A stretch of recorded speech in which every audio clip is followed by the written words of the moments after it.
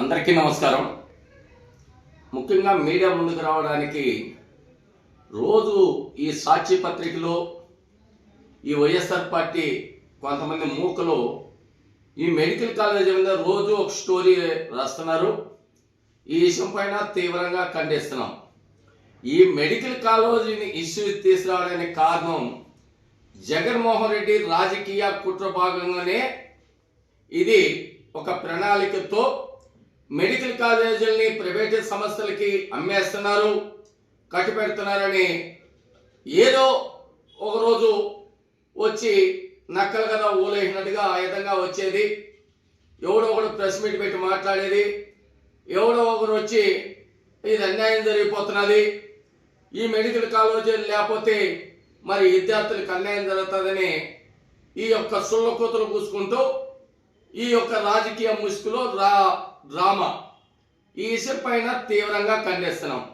జగన్మోహన్ రెడ్డి సూటిగా అడుగుతున్నాం, మెడికల్ కాలేజీని ప్రైవేటు సంస్థలకి ఎవరు అమ్మేస్తా అని చెప్పారు, లేకపోతే ఎవరు వాళ్ళకు దోషి పెడతా అన్నారు?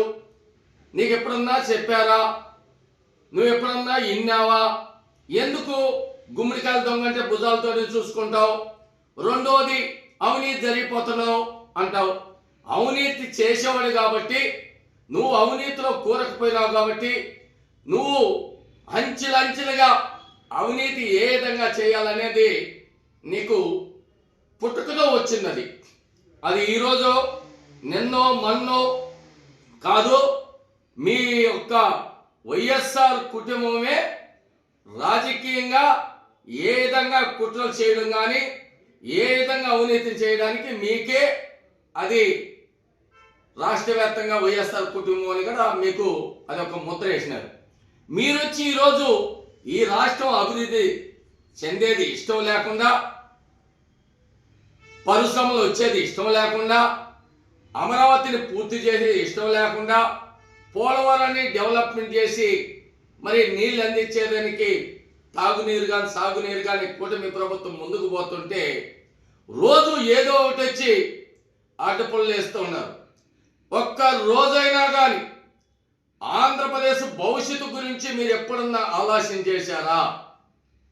ఆంధ్రప్రదేశ్ ప్రజల గురించి, నిరుద్యోగుల గురించి, యువత గురించి ఏనాడైనా నువ్వు 5 ఏళ్ళ ముఖ్యమంత్రిగా ఉన్నప్పుడు ఈ పరిశ్రమలు తేవాలి, ఈ మెడికల్ కాలేజీని పూర్తి చేయాలి, వాళ్ళకి ఏంటంటే వాళ్ళకి అవకాశం కల్పించాలని నువ్వు ఎప్పుడైనా ఏ రోజైనా దీని పరిగణలోకి తీసుకున్నావా? జగన్మోహన్ రెడ్డి గారు 17 మెడికల్ కాలేజీలని మేము తీసుకొచ్చినాము అని చెప్తున్నారు.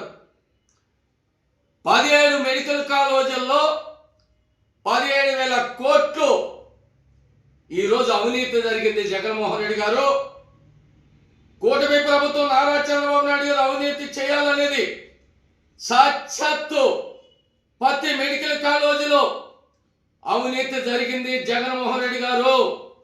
అందుకే మెడికల్ కాలేజీలు ఎక్కడే గొంగడు అక్కడే నిలిచిపోయినాయి, పిల్లర్ల కానే నిలిచిపోయినాయి. ఒక స్లాబ్ వేస్తే ఆ స్లాబ్ కాడికే శిథిలం పట్టిపోయినాయి.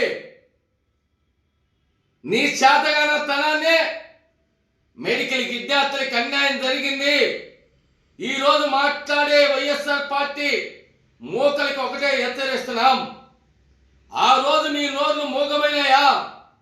ఎందుకు 5 ఏళ్లలో మెడికల్ కాలేజీల్ని నిర్మాణం చేయలేదు? ఎందుకు గాలి కొదిలి పెట్టారు? ఎందుకు చిదిలిం పట్టాయి?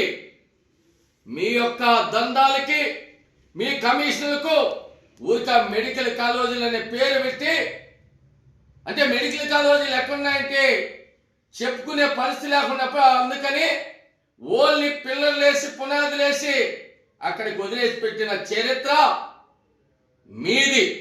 ఈరోజు అదే మెడికల్ కాలేజీల్ని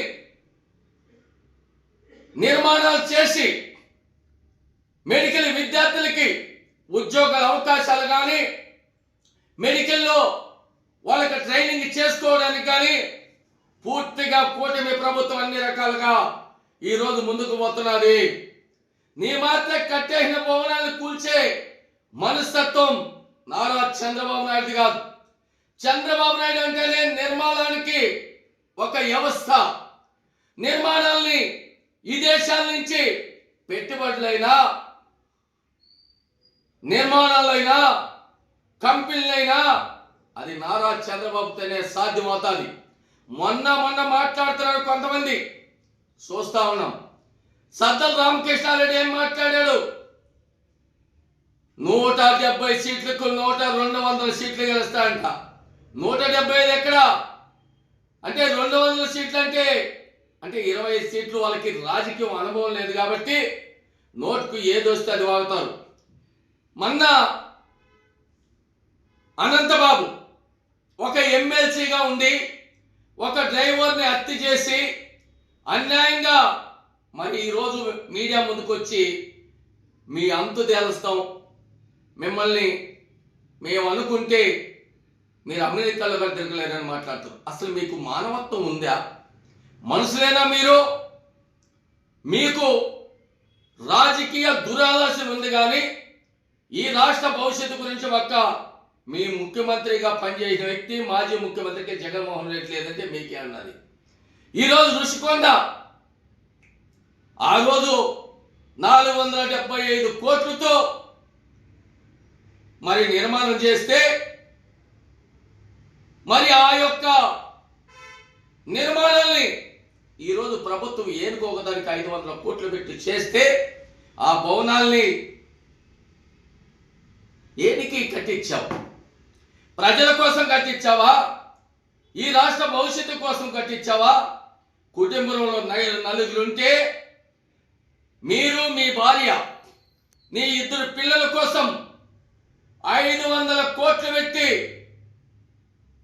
అక్కడ నిర్మాణాలు చేసినావంటే ప్రభుత్వ సొమ్ముని కాజేసిన వ్యక్తి, ప్రభుత్వ ఖజానాని వృధా చేసిన వ్యక్తి, ప్రభుత్వ సొమ్ముని నువ్వు లూటీ చేసిన వ్యక్తి ఈరోజు మీడియా ముందుకు వచ్చి కల్లిబుల్లు మాటలు చెప్తే ప్రజలు రెచ్చగొడుతున్నావు. ఇది మానుకోమని జగన్మోహన్ రెడ్డి సూటిగా చెప్తున్నాం. నువ్వు ప్రజావేదికి ప్రజల కోసం కట్టించిన వేదికని 10 కోట్లు నువ్వేమంటివి? ఇక్కడ ఏది కొనకూడదని కూల్చేసిన దుర్మార్గుడు నువ్వు. ఈరోజు అదే ఋషికొండలో 8 పరిస్థితులు ఈ భవనాల్ని ప్రభుత్వం దాన్ని కోరుకోవాలా, గవర్నమెంట్కి ఆధిక్యం వచ్చేదానికి ఎవరికో ఒకరి కట్టి పెట్టాలని ఆలోచనతో ముందుకు పోతున్నది. నీ మాట ఎక్కడ కానీ చేయలేదే. ఈరోజు రాష్ట్ర వ్యాప్తంగా నారా చంద్రబాబు నాయుడు కట్టించిన ఎన్నో మెడికల్ కాలేజీలు కావచ్చు, ఎన్నో ఇంజనీరింగ్ కాలేజీలు కావచ్చు, ఎన్నో ఫార్మాసిటీ కాలేజీలు కావచ్చు, ఎన్నో రకాల నిర్మాణం చేసిన చరిత్ర కలిగిన నాయకుడు ఎవరన్నా ఈ ప్రపంచ దేశాలంటే నారా చంద్రబాబు నాయుడు గురించి చెప్తారు. మీరు ఈ రాష్ట్రంలో మీకు ఏది అవకాశం లేకుండా మాట్లాడేకి మీ ఒక 11 మంది ఎమ్మెల్యేలకి, ఒక మాజీ ముఖ్యమంత్రికి ఎలాంటి అవకాశం ఈ యొక్క 19 నెలల్లో మీకు ఎక్కడ కానీ అంత కానీ ఒక ఏలంత అవకాశం కలిగకుండా కూటమి ప్రభుత్వం ఇచ్చిన హామీలను నెరవేర్చుకుంటూ పోతా ఉంటే ఏది దొరకనప్పటికీ ఈ మెడికల్ కాలేజీని ఒక్కటి తీసుకొచ్చి ఈ ప్రైవేట్ సంస్థలకు అమ్మేస్తున్నారు, వాళ్ళకి కట్టి పెడుతున్నారు అనే తప్పనిసి ఈ రాష్ట్ర భవిష్యత్తు గురించి, నీ నిజవర్గం ప్రజల గురించి ఏ రోజున ఆలోచన జగన్మోహన్ రెడ్డిని సూటిగా నిలదీసి అడుగుతున్నాం. అంబటి రాంబాబు మాట్లాడుతున్నాడు. గుంటూరు జిల్లాలో ఉండి అక్కడ అమరావతిని ఈరోజు ఎంతో ఏకవంతంతో అమరావతిని పూర్తి చేస్తా ఉంటే ప్రపంచ దేశాల కూడా అమరావతి ఏదంటే రాజధాని అనే చెప్పే స్థాయిలో తీసుకొని పోతుంటే రోజుకి ఏదో ఒకటి ఈ రాష్ట్ర భవిష్యత్తు కోసం సలహాలు ఇవ్వండి, సూచనలు ఇవ్వండి. ఈ రాష్ట్రాన్ని సర్వనాశనం చేయడానికి ఇతర ధర్నాలు, ఉద్యమాలు చేయొద్దని కూడా వైఎస్ఆర్ పార్టీ నాయకులకు హెచ్చరిస్తున్నాం. మీకు ఇప్పటికే ప్రజలు సరైన బుద్ధి చెప్పారు. ఈరోజు అనేక రకాలుగా ఏదైతే మాట ఇస్తే ఆ మాటకి మంది అన్ని కూడా కట్టుబడి ఆఖరికి మూడు రాజధానులను మూడు ఇటుక లేకుండా పెట్టలేకుండా పోయినావు జగన్మోహన్ రెడ్డి. నువ్వు ఈరోజు ఈ రాష్ట్ర భవిష్యత్తు గురించి మాట్లాడతావా? కూటమి ప్రభుత్వం నారా చంద్రబాబు నాయుడు గురించి మాట్లాడతావా? 2014లో రాష్ట్రం విడిపోయింది. 16,000 కోట్లు లోటు బడ్జెట్లో ఉన్నా ఈ రాష్ట్రానికి కట్టుబడులతో వచ్చి ఆఖరికి బస్సులో బస్సు వేసి రైతుల దగ్గర ల్యాండ్ కూలింగ్ కింద 34,000 ఎకరాలు సేకరించి